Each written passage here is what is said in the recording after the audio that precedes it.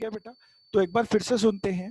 Hypogynous condition में क्या रहता है, पेटल्स, सेपल्स एंड स्टेमन, इनका ओरिजिन ओवरी के नीचे से होता है। ठीक है जी, तो इसके अंदर हमारे पास ओवरी जो है वो हमेशा सुपीरियर होगी, यानी कि ऊपर प्रेजेंट होगी इन तीनों के। एग्जांपल है mustard, China rose and brinjal, इन तीनों के अंदर ये रहता है। और ये इसका डायग्राम है बेटा, यहाँ पर जो मैंने हाईलाइट किया इसको चेक करेंगे तो आप देख सकते हैं कि ये है ओवरी पार्ट जो भी मैं हाईलाइट कर रहा हूं, और ये है हमारे पास फिलामेंट, और ये ऊपर एंथर है। इसका ओरिजिन देखिए ओवरी के नीचे है, यहां पर देखेंगे ओवरी के नीचे है ओरिजिन।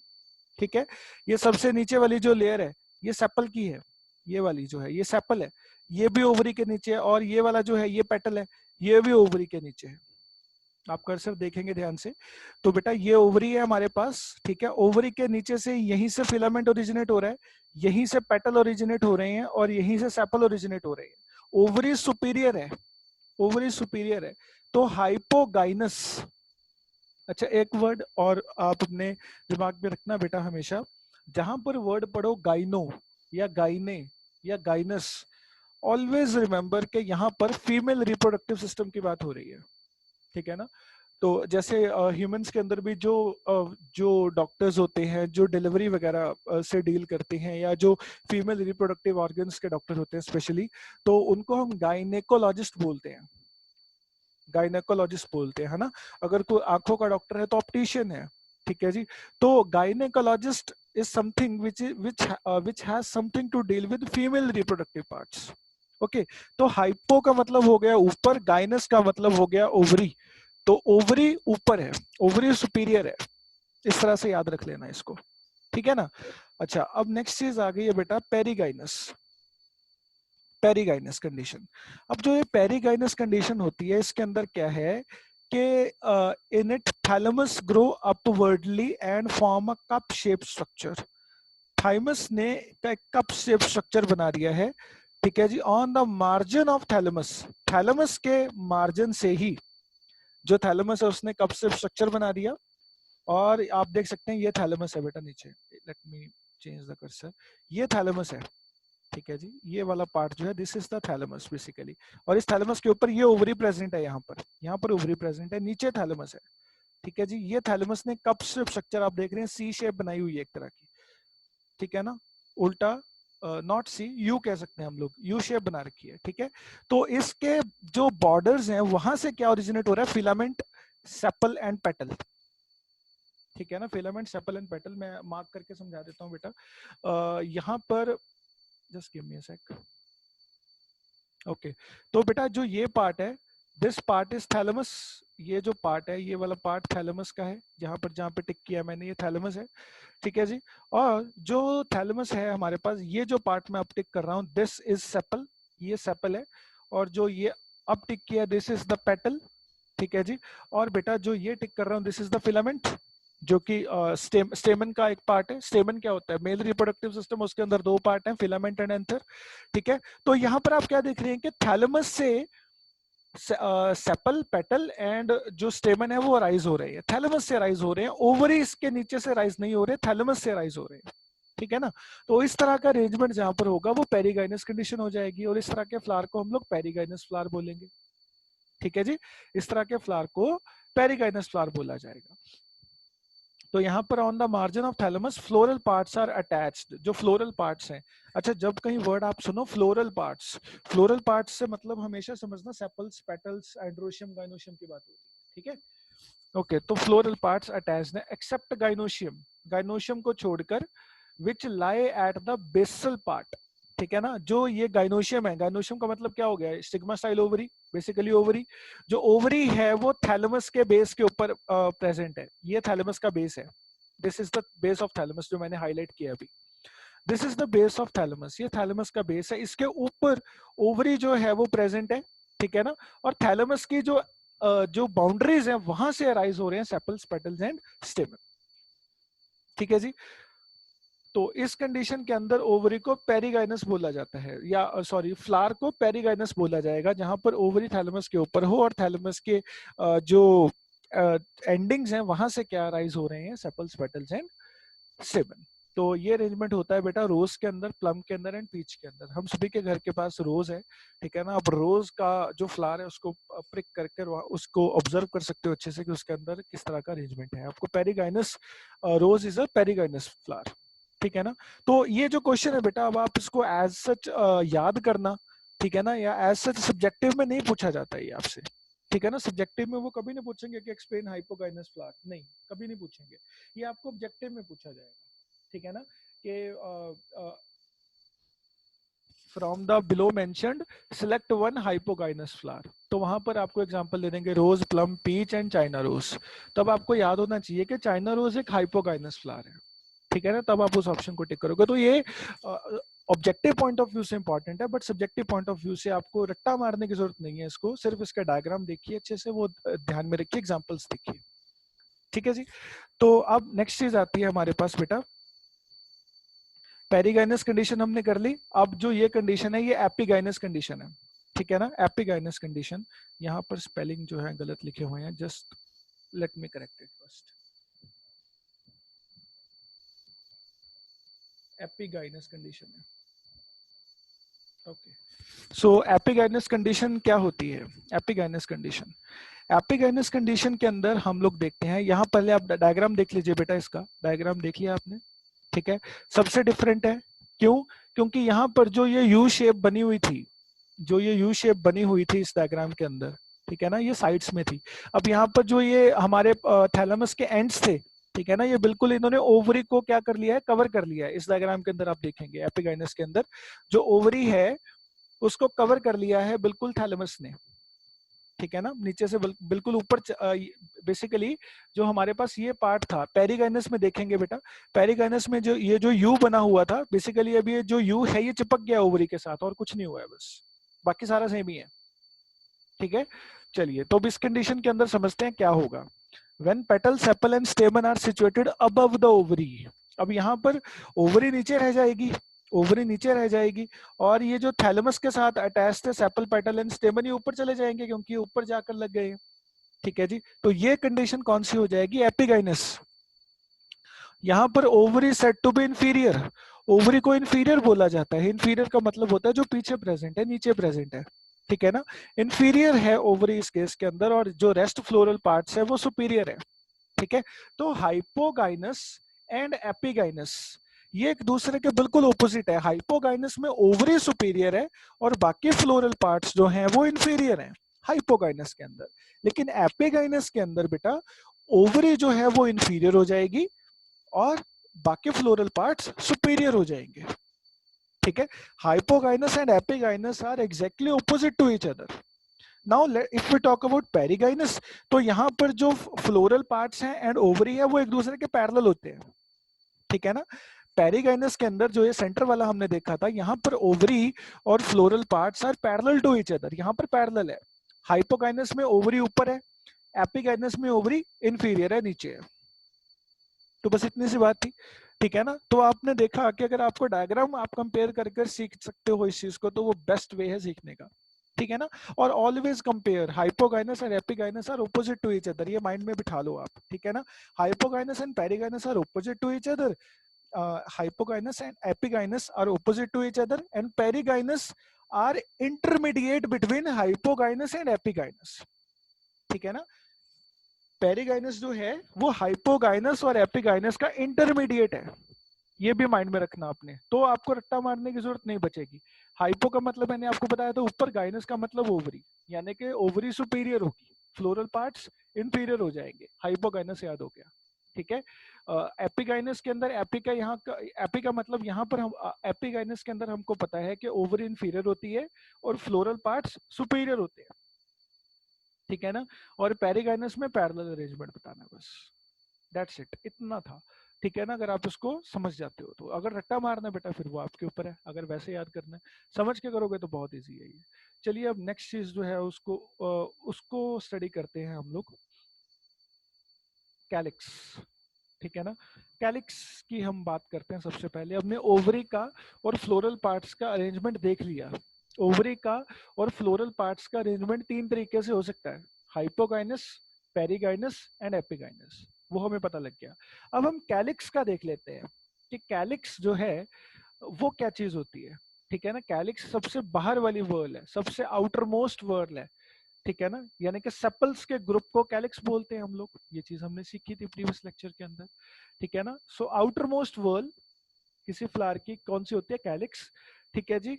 और जो सेपल से मिलकर ही कैलिक्स बनता है, the group of sepals is known as calyx, ठीक है जी। तो यहाँ पर एक चीज है जो डेफिनेशन है, ध्यान से देखेंगे, when all the sepals are free from each other, जब सभी सेपल्स एक दूसरे से फ्री हों, then it is called polysepalous condition, इसको बोला जाता है पॉलीसेपलस कंडीशन। बेटा हमने एक चीज देखी है कि सेपल्स जो होते हैं वो ग्रीन होते हैं, ठीक है ना, sepals are green and petals are colourful. अगर सेपल्स अलग अलग प्रेजेंट है, ये फ्लावर तो एक ही है लेकिन मल्टीपल सेपल्स हैं और सारे एक दूसरे से अलग अलग प्रेजेंट है, फ्री फ्रॉम ईच अदर हैं, तो ये कंडीशन पॉलीसेपलस है, जैसे कि मस्टर्ड के अंदर और रेडिश के अंदर होती है। लेकिन अगर sepals are fused with each other, अगर सेपल्स एक दूसरे के साथ फ्यूज हो रखे हैं, ठीक है ना, तब फिर उस कंडीशन को हम लोग बोलते हैं गैमोसेपलस कंडीशन, गैमोसेपलस कंडीशन, ठीक है ना, गैमोसेपलस कंडीशन। ओके तो ये चीज आपको पता लग गई है कि अगर सेपल्स जो हैं वो अकेले अकेले प्रेजेंट हैं तो कंडीशन कौन सी है, पॉलीसेपलस। अगर फ्यूज्ड कंडीशन है तो गैमोसेपलस। गैमोसेपलस में एग्जांपल कॉटन, डटूरा, ब्रिंजल, ठीक है जी। अच्छा अब ये एक बात और है बेटा, अब आप इस चीज को एक दिन में याद नहीं कर सकते। अगर आप ये सोचो कि अगर मैं आज पढ़ना स्टार्ट कर दूं और मैं आज ही के आज सभी याद कर लूं तो नहीं होगा, ठीक है। बी प्रैक्टिकल, हम प्रैक्टिकल बात करते हैं। एक दिन में नहीं याद होते बेटा सारे एग्जांपल्स, किसी को भी नहीं होते, मुझे भी नहीं हुए थे, इनफैक्ट अभी भी नहीं होते हैं। अगर बहुत टाइम तक हम ना पढ़े ना रिवाइज करें तो मैं आज भी भूल जाता हूँ चीजों को, ठीक है ना। तो ये कुछ ऐसी चीज है जो हम बार बार अगर इसको रिवाइज करते हैं तब सीख पाते हैं, तब याद रहते हैं, ठीक है ना। पहली बार में एक बार में याद करने की कोशिश करोगे मुश्किल लगेंगे, लेकिन हर रोज अगर एक आप अपना रूटीन बनाओगे कि हाँ एक बार मैंने एग्जांपल्स देखने हैं, तो फिर हाँ आप इजिली याद रख लोगे इन चीज को। तो चलिए नेक्स्ट चीज करते हैं, हमारे पास जो अगली चीज है, तो यहाँ पर एक एग्जांपल है। अच्छा जो ये मैंने पॉइंट्स दो हैं 1 2 3 4 5 करके, ठीक है ना, ये पॉइंट्स बेटा सिर्फ और सिर्फ ऑब्जेक्टिव पॉइंट ऑफ व्यू के लिए हैं।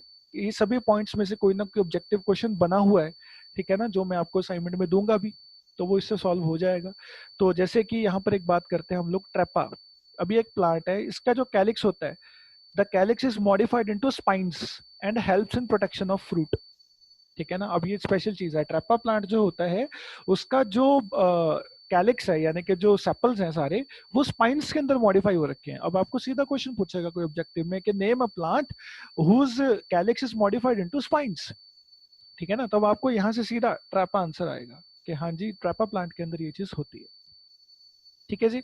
अच्छा अब आर्जेमोन के अंदर क्या होता है, in Argemone spines are present on the surface of sepals, sepals के सरफेस के ऊपर स्पाइन्स प्रेजेंट होते हैं जो फ्लावर बड को प्रोटेक्ट करते हैं, ठीक है जी। अच्छा उसके बाद हमारे पास in larkspur and balsam the posterior part of sepal is modified into narrow tube. Posterior मतलब जो हमारे पास पिछला पार्ट है, ठीक है ना, वो नैरो ट्यूब के अंदर मॉडिफाई हो रखा है। This structure is called sepal spur बोलते हैं इसको, for attraction of insects in it nectar is stored. तो यहाँ पर जो वो नैरो ट्यूब बनी हुई है, बेसिकली सेपल्स इस तरह से मॉडिफाई हुए हैं ट्यूब बनाने के लिए कि उस ट्यूब के अंदर जो नेक्टर है वो स्टोर होता है, जो कि इंसेक्ट्स को अट्रैक्ट करने के लिए यूजफुल है। जो इंसेक्ट्स आते हैं बेटा वो नेक्टर को क्या करते हैं, उसको एब्जॉर्ब करना, खाना पसंद करते हैं, ठीक है ना। तो ये चीज है। तो calyx of Mussaenda one of the sepal and large and form leaf like structure, ठीक है ना, ये फ्लावर है हमारे पास मुसेंदा, इसके जो सेपल्स हैं वो एनलार्ज हैं, मतलब सभी सेपल्स एनलार्ज नहीं है, एक सेपल ज्यादा बड़ा होगा जो कि लीफ लाइक स्ट्रक्चर बनाएगा। वो व्हाइट भी हो सकता है, वो ब्राइटली कलर्ड भी हो सकता है। इट अट्रैक्ट्स इंसेक्ट एंड दस एक्ट एज एडवर्टीजमेंट फ्लैग, ठीक है ना, ये इंसेक्ट्स को अट्रैक्ट करता है ताकि वो नेक्टर जो है वहां से ले सके। अच्छा ये बात मैंने 2 बार बोल दी आपके आगे कि जो प्लांट्स हैं वो इंसेक्ट्स को अट्रैक्ट करना चाहते हैं, ठीक है, तो आपके मन में अभी तक एक चीज जरूर आई होगी कि ऐसा क्यों होता है कि प्लांट्स जो है वो इंसेक्ट्स को अट्रैक्ट करना चाहते हो, इंसेक्ट्स तो फिर हार्म कर देंगे प्लांट को। तो उसका आंसर होगा बेटा कि जो इंसेक्ट्स हैं they act as a pollinating agent, ठीक है ना। पॉलिनेशन पर्पस के लिए इंसेक्ट्स आर एसेंशियल, इंसेक्ट्स जरूरी है अगर पॉलिनेशन करवानी है तो। आपको पता है बेटा क्रॉस पॉलिनेशन के केस के अंदर जो इंसेक्ट्स होते हैं, ठीक है जी, वही पोलन ग्रेन्स को ट्रांसपोर्ट करवाते हैं from one plant to another plant, ठीक है ना। तो इस वजह से प्लांट्स क्या करते हैं, इंसेक्ट्स को एक बेनिफिट देते हैं कि आप हमसे नेक्टर ले लो, बदले में हमारी पॉलिनेशन करवा दो, ठीक है ना। तो ये एक तरह से जो म्यूचुअल रिलेशन है ये हो जाता है, ठीक है ना। तो जो प्लांट्स हैं, प्लांट्स जो है इंसेक्ट्स को नेक्टर प्रोवाइड करते हैं, ठीक है जी। और जो बदले में जो इंसेक्ट्स हैं वो क्या करते हैं, पोलन ग्रेन्स को कलेक्ट करते हैं और एक प्लांट से उठा करके दूसरे प्लांट के ऊपर रख देते हैं पोलन ग्रेन्स को। जिस वजह से जो पॉलिनेशन का प्रोसेस है, pollination is a sexual mode of reproduction occurring in plants, इसके बारे में डिटेल में करेंगे आगे। तो उसके लिए, पॉलिनेशन के लिए इंसेक्ट्स का अट्रैक्ट होना, इंसेक्ट्स का फ्लावर के ऊपर आना जरूरी है। चलिए नेक्स्ट चीज करते हैं, अब सेपल्स की ड्यूरेशन देख लेते हैं। अब बेटा बहुत से प्लांट्स होते हैं जिनके अंदर सेपल्स जो हैं वो जल्दी शेड हो जाते हैं, कईयों के अंदर लेट शेड होते हैं, ठीक है। और एक चीज हम सभी को बहुत अच्छे से पता है कि जो फ्लावर है उसी से फ्रूट बनता है। तो ovary matures to form a fruit, ये चीज हमें पता है ना। तो ओवरी से फ्रूट बन रहा है तो ओवरी के नीचे ही तो सेपल्स प्रेजेंट है, ठीक है ना। तो सेपल्स कई फ्रूट्स के अंदर होते हैं, कई के अंदर नहीं होते हैं, ठीक है ना। तो अब हम देख लेते हैं ऐसे प्लांट्स किसके अंदर सेपल होगा, किसके अंदर नहीं होगा और उसका क्या नाम होगा। जैसे कि कुछ प्लांट्स हैं जिनके अंदर sepal fall just at the time of opening of flower, कि जैसे फ्लावर ओपन हुआ उसी टाइम पर जो सेपल्स हैं वो फॉल हो जाएंगे। अब आप ये मत सोचना कि फ्लावर तो हर रोज ओपन हर रोज क्लोज होते हैं, कि हर रोज शेड होंगे, नहीं ऐसा नहीं है बेटा। इसका मतलब है कि जैसे ही एक फ्लावर बर्ड से फ्लावर निकलेगा और फ्लावर फर्स्ट टाइम ओपन होगा, उस टाइम पर जो सेपल्स है वो शेड हो जाएंगे और उसके बाद नहीं आएंगे, ठीक है ना। इस तरह के फ्लावर्स को या इस तरह के प्लांट्स को हम लोग नाम देते हैं कैड्यूकस सेपल्स, ठीक है ना। कैड्यूकस सेपल्स जो कि फ्लावर की ओपनिंग के टाइम के ऊपर ही शेड हो जाते हैं, ठीक है ना। और कैड्यूकस प्लांट्स भी बोल सकते हैं, एग्जाम्पल पॉपी, जो पॉपी फ्लावर है, ठीक है जी। नेक्स्ट चीज है, कुछ प्लांट्स के अंदर sepal falls after pollination, pollination के बाद सेपल्स फॉल कर जाते हैं। इनको हम लोग बोलते हैं deciduous, deciduous plants or deciduous sepals. The plants having deciduous sepals are known as deciduous plants, ठीक है ना। मतलब पॉलिनेशन के बाद सेपल्स जो हैं वो शेड हो जाएंगे। नेक्स्ट इज, कुछ प्लांट्स ऐसे होते हैं जिनके जिनके ऊपर सेपल्स रहते हैं up to fruit formation, up to fruit formation. If sepals do not fall and remain attached to the fruit, ऐसा भी हो सकता है कि वो फ्रूट के साथ अटैच रहें, तब उनको हम लोग बोलेंगे परसिस्टेंट, परसिस्टेंट सेपल्स। परसिस्टेंट का मतलब वैसे ये होता है कि जो हमेशा कॉन्टिन्यूसली कोई चीज होती है, ठीक है ना। जैसे हम कहेंगे कि I am persistently doing this effort to get a positive result, मैं ये काम हमेशा कर रहा हूँ ताकि मेरे को एक अच्छा रिजल्ट मिल जाए। परसिस्टेंट का मतलब क्या है कि जो चीज कॉन्टिन्यूसली हो रही है, ठीक है ना। तो परसिस्टेंट कौन से प्लांट्स हैं, कौन से सेपल्स परसिस्टेंट हैं, जो कि फ्रूट फॉर्मेशन के बाद भी अटैच्ड रहते हैं फ्रूट्स के साथ। जैसे कि टोमेटो के सेपल्स आप देख सकते हो, कैप्सिकम के सेपल्स आप देख सकते हो, ब्रिंजल, कॉटन, दतूरा, इन सभी के सेपल्स फ्रूट फॉर्मेशन के बाद भी अटैच्ड रहते हैं, ठीक है जी। तो ये था बेटा हमारे पास सेपल्स के बारे में। चलिए अब बात करते हैं मतलब कैलिक्स हमारा कंप्लीट हो गया है। अब बेटा बात कर लेते हैं हम लोग करोला की। तो बेटा जो करोला है, Corolla is a group of petals, Corolla है जो वो पेटल्स का ग्रुप है। तो चलिए इसको समझते हैं।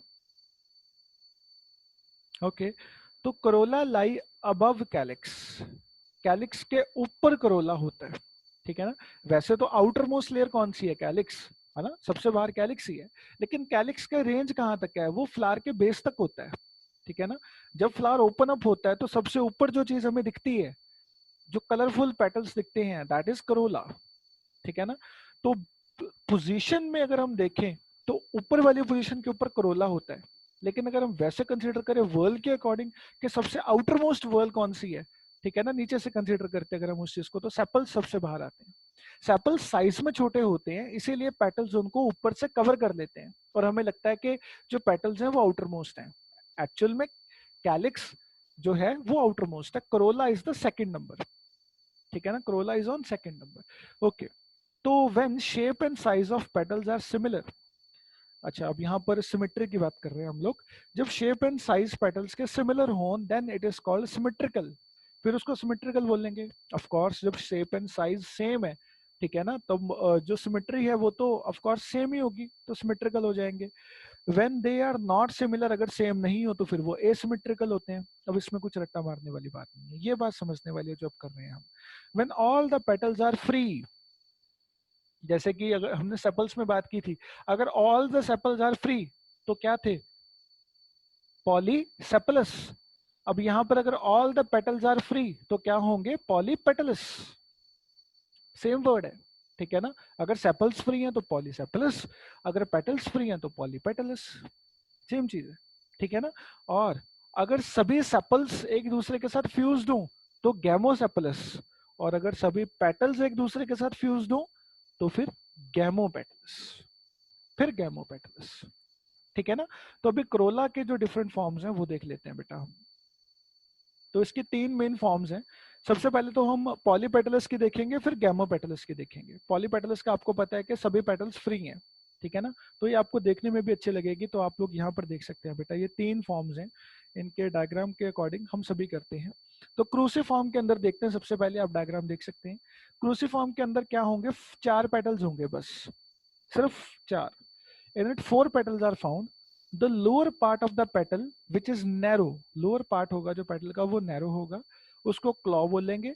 जो outer और broad part है उसको limb बोलेंगे, ठीक है ना। जैसा कि आप लोग इस डायग्राम के अंदर देख सकते हो, let me highlight that, just give me a second.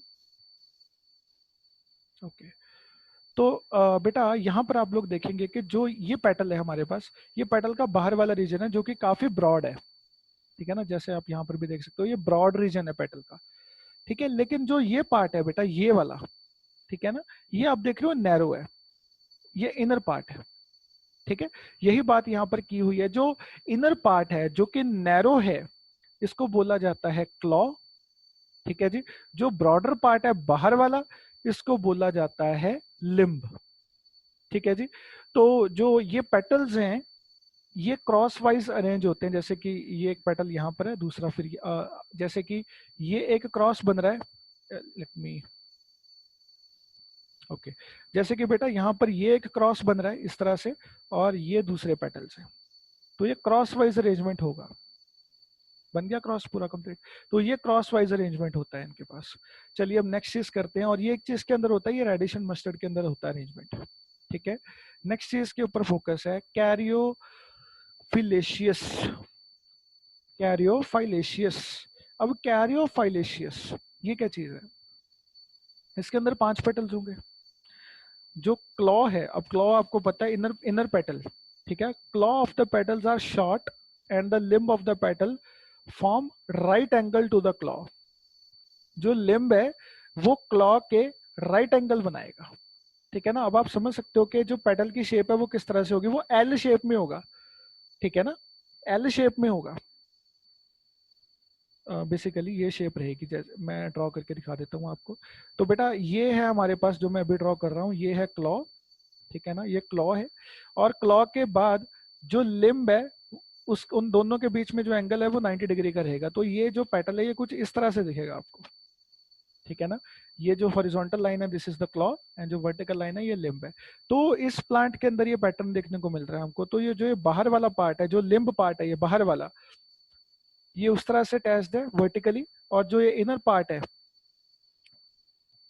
Claw, ठीक है ना, आउटर पार्ट क्या था, लिम्ब, ठीक है, इनर पार्ट क्या है, क्लॉ। क्लॉ अटैच्ड है हॉरिजॉन्टली और लिम्ब अटैच्ड है वर्टिकली, ठीक है जी। ये किसके अंदर होता है, डाइएंथस एंड जिप्सोफाइला के अंदर, ठीक है जी। इसको आप लोगों को सिर्फ डायग्राम ऑब्जर्व करने हैं बेटा अच्छे से, और ये लाइंस पढ़ लेना, इतना बहुत है, ठीक है जी। रोजेशियस, अब इसके नाम से पता लग रहा है कि किसके अंदर होगा, रोज एंड कोकोनट के अंदर होता है। अब यहाँ पर पेटल्स 5 या 5 से ज्यादा प्रेजेंट हो सकते हैं।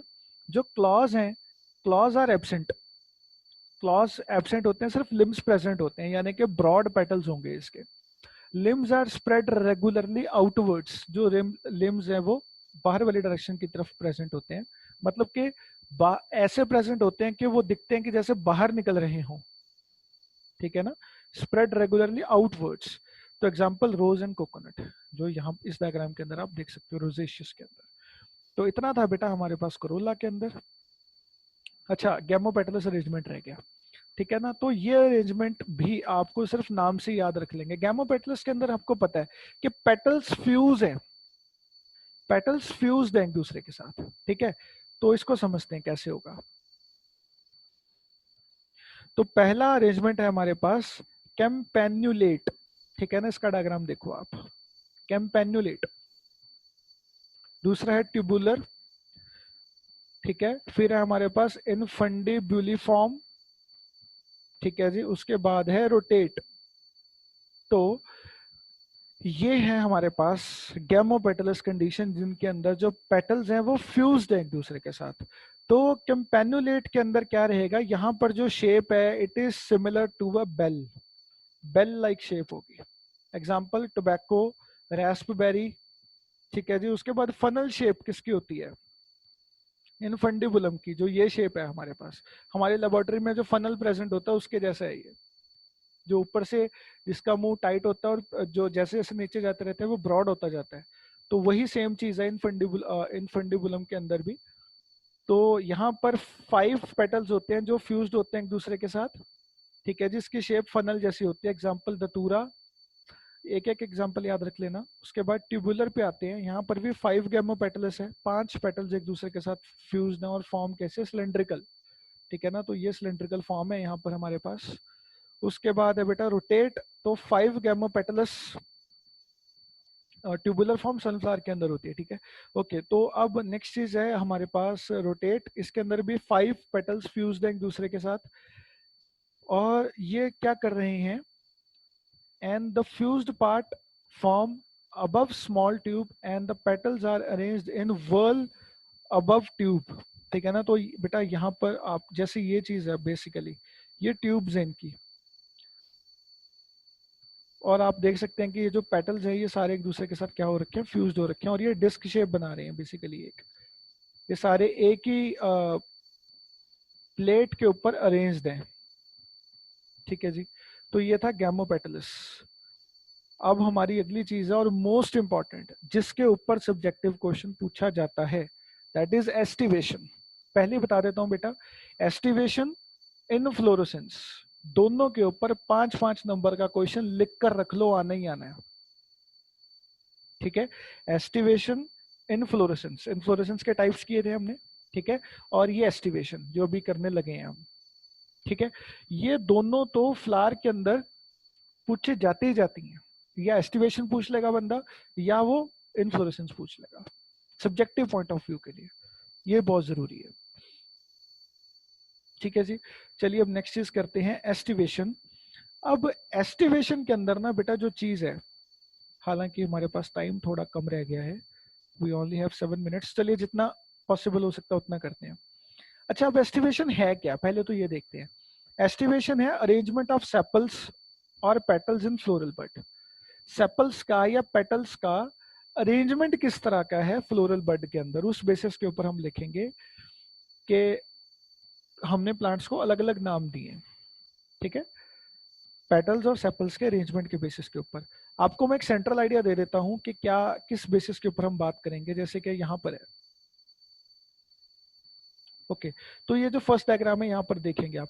अच्छा, जो ये चीज है ना, जितना मैं हाईलाइट कर रहा हूँ अभी, जो ये पार्ट है, जो ये बेसिकली डबल लाइंस है, ये क्या दिखा रही हैं बेटा, ये पेटल और सेपल दिखा रही हैं। पेटल भी दिखा सकते हैं, सेपल भी दिखा सकते हैं, डिपेंडिंग अपॉन द टाइप, वो मैं आपको बाद में बताऊंगा, ठीक है। लेकिन आप देखो कि यहाँ पर पेटल्स एंड सेपल्स एक दूसरे के साथ बिल्कुल भी क्या कह सकते हैं हम लोग, सर्कल पोजिशन में कंप्लीटली एक दूसरे के साथ जुड़ नहीं रहे हैं। लेकिन यहाँ पर आप देखो, ये जो पार्ट है, जो एक चलो इसको हम पेटल मान लेता हूं मैं 1 मिनट के लिए। ये जो पेटल है, ठीक है ना, ये एक साइड से ऊपर है और एक साइड से नीचे है, ठीक है ना। जो ये वाला पेटल था ये एक साइड से ऊपर है और दूसरी साइड से नीचे है। जो ये वाला पेटल था ये एक साइड से ऊपर है, दूसरी साइड से नीचे है। जो ये पेटल था ये एक साइड पे ऊपर है, दूसरी साइड से नीचे है, ठीक है ना। तो ये अरेंजमेंट दिख रहा है आपको। तो इस अरेंजमेंट को बोलते हैं ट्विस्टेड। जो सेम सर्कुलर अरेंजमेंट है उसको बोलते हैं वेलवेट, ठीक है ना। देखो कितना इजी है, अगर आप डायग्राम याद करो, ठीक है ना, पढ़ने से पहले डायग्राम देख लो एक बार कि अच्छा इसमें है क्या, ठीक है ना। फिर डायग्राम्स आप अपने माइंड में रखना कि हाँ, फिर लर्न करना इजी रहेगा बेटा, ठीक है ना।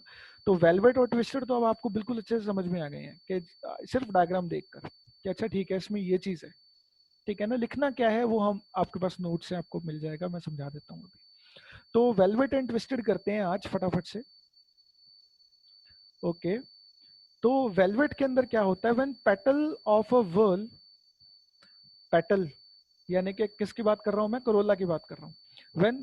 When the petal of a whorl lie adjacent to other petal, जब एक पेटल दूसरे पेटल के एडजेसेंटली प्रेजेंट है और एक दूसरे को टच कर रहा है, बस ओवरलैप नहीं कर रहा है, टच कर रहा है, जस्ट टच, ठीक है ना। तो वो अरेंजमेंट होता है वेलवेट अरेंजमेंट। एग्जांपल है कैलोट्रोपिस, कस्टर्ड एप्पल के अंदर।